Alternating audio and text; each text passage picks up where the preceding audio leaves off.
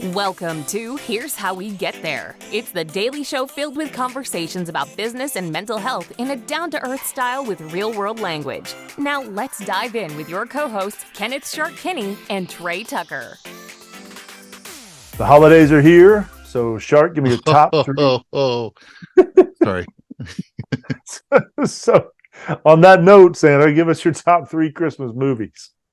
Well, I love movies and I love to watch a lot of the old classics that come up, but I'm going to give you my top three. And I'm going to start off with one that I'm going to call it 3A, just one that should be in every group, but Charlie Brown's Christmas. Some of the best classical music you'll ever hear in your life, and it's a classic. They messed it up when they took it all to Apple and took it off CBS, but that's a whole other story. But let's start with my top three, and they don't include a lot of any lovey-dovey movies or anything else like that.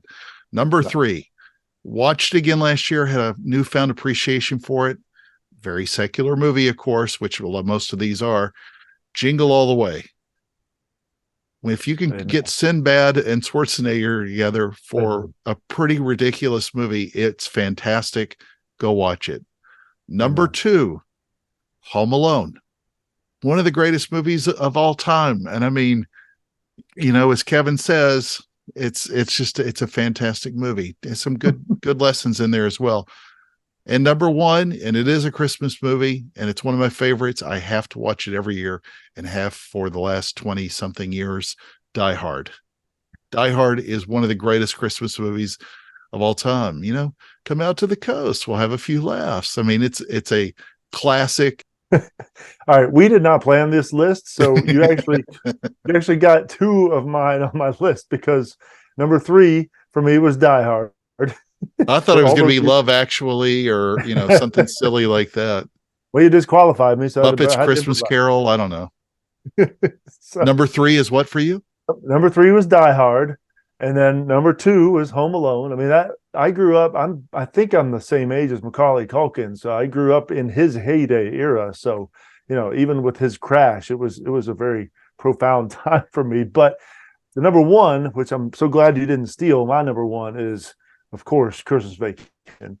The classic lines in there, the cousin Eddie kidnapping the boss, and the Chevy Chase's rant about hallelujah, holy bleep. I mean, there's just too many lines. Anytime that I hear a grandmother or an old lady say the blessing at any family event, I'm immediately having to hold in laughter because I can't get the Aunt Edna blessing out of my mind when she says the Pledge of Allegiance and says. So those are my list. Thanks for stealing two of mine.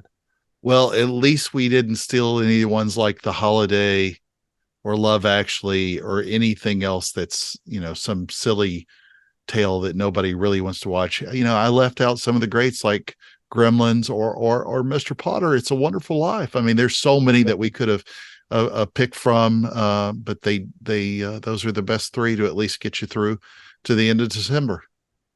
Right. Merry Christmas, everybody. Thank you for joining Shark and Trey on the Here's How We Get There show. Make sure to rate, review, and subscribe to the show, and visit here'showwegetthere.com. That's here'showwegetthere.com.